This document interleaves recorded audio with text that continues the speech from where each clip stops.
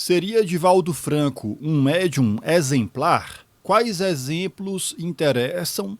Quais exemplos não convêm? Para entendermos o porquê dessas questões, vejamos o seguinte contexto. Recentemente aconteceu a 72ª Semana Espírita de Vitória da Conquista. Durante esse evento, o coordenador da área da mediunidade da FEB, o senhor Jacobson Trovão, ele desenvolveu um raciocínio no qual ele apresenta uma classificação dos médiums em 5 níveis. Vale ressaltar que essa classificação é baseada na realidade dos centros espíritas vinculados à FEB. Portanto, essa classificação ela é relativa a um tipo ideal de trabalhador segundo esse molde institucional. De maneira que essa classificação relativa ao trabalhador, ela se inicia com o trabalhador que frequenta a atividade, mas não tem muita noção do que faz, porque não tem muita consciência.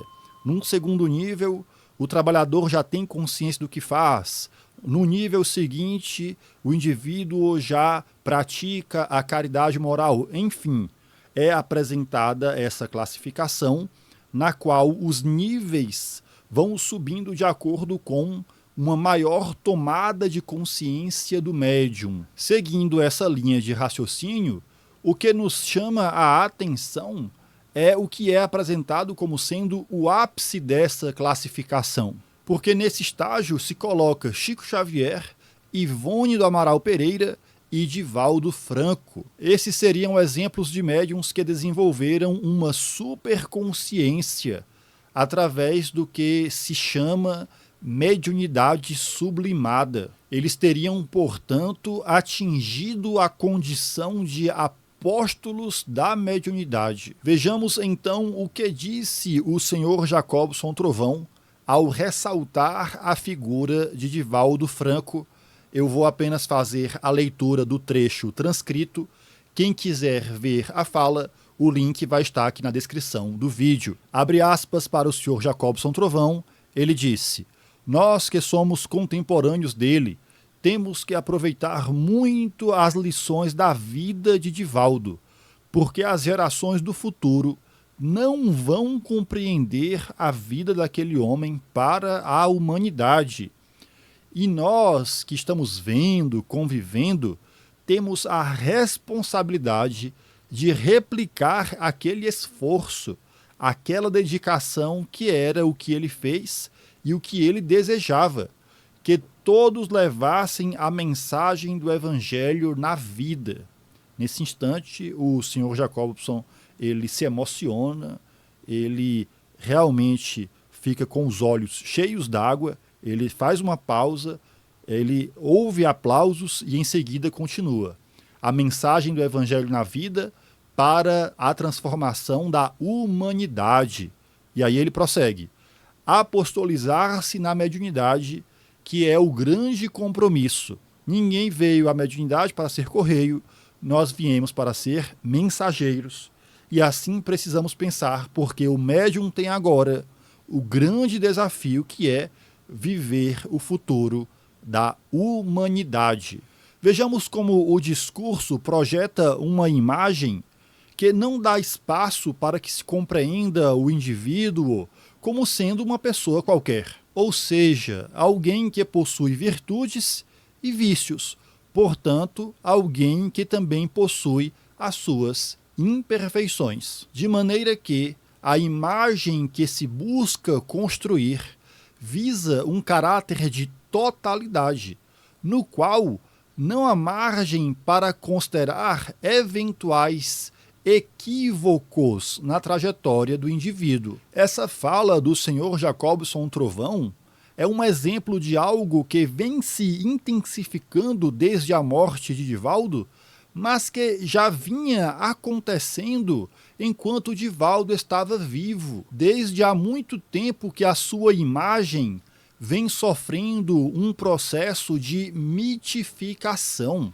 Isso significa que, no contexto desse movimento espírita religioso, a tendência é que a sua biografia ela seja trabalhada em função de um modelo idealizado, portanto, sem espaço para que se tome conhecimento de condutas menos interessantes, segundo esse mito que se busca construir. Um exemplo disso é o que consta na suposta carta de Herculano Pires. Vejamos o que ele diz, abre aspas. Muito antes do estouro com o Chico, eu já havia sido advertido espiritualmente a respeito do médium baiano. Durante meses evitei encontrar-me com ele, pois é sempre desagradável constatar uma situação mediúnica nessas condições. Quando me encontrei, tudo se confirmou. Não tenho, pois, nenhuma prevenção pessoal, nada particular contra ele. O que tenho é zelo, é prudência, é necessidade de pôr-me em guarda e evitar que outros se entreguem de olhos fechados às manobras que, infelizmente, se desenvolvem através da palavra ilusória desse rapaz. Espero em Deus que ele, agora rustanguista confesso e novo ídolo da FEB, ainda encontre o seu momento de despertar antes que esta encarnação se finde.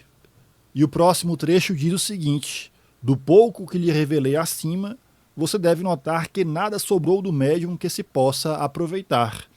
Conduta negativa como orador, com fingimento e comercialização da palavra, abrindo perigoso precedente em nosso movimento ingênuo e desprevenido, conduta mediúnica perigosa, reduzindo a psicografia a pastiche e plágio, e reduzindo a mediunidade a campo de fraudes e interferências, caso Nance, conduta condenável no terreno da caridade, transformando-a em disfarce para a sustentação das posições anteriores, meio de defesa para sua carreira sombria no meio espírita. Vejamos como foram duras essas supostas palavras de Herculano Pires.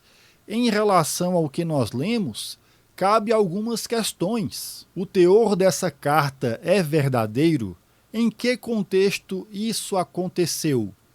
Como essa história terminou? Vejamos o seguinte, atenção, para todos os efeitos, não interessa esse tipo de questionamento relativo a supostos acontecimentos envolvendo a figura de Divaldo, porque não interessa ao seu processo de mitificação, porque das duas é uma.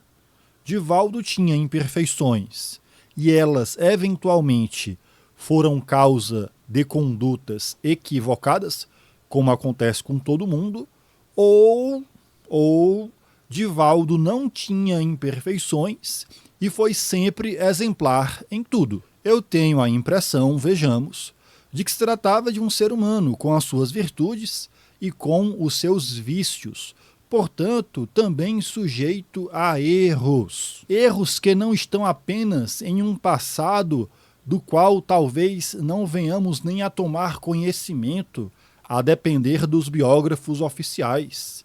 São erros que nós testemunhamos já nos seus últimos anos de vida, tais como nós vimos ele fazer clara manipulação político-ideológica na tribuna espírita. Manipulação ideológica que se refletiu também na sua produção mediúnica.